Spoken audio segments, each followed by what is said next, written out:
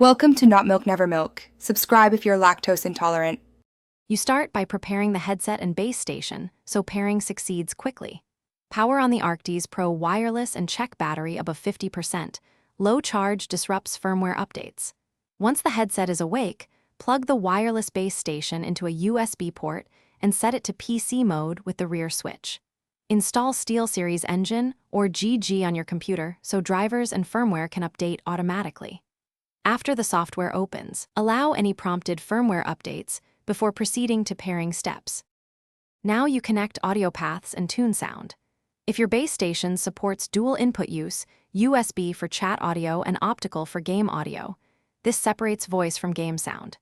In Windows sound settings, set SteelSeries Arctis Pro wireless as default playback and default communications device so apps route correctly. Open SteelSeries Engine or GG and adjust EQ presets, mic gain, and side tone. These software controls apply low latency processing.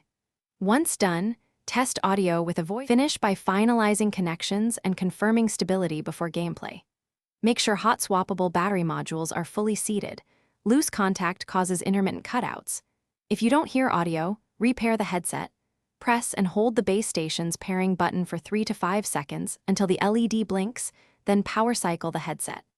If problems persist, restart the Windows audio service or reinstall SteelSeries GG to restore drivers. One key troubleshooting tip: test with a different USB port and a different cable to rule out port or cable failure.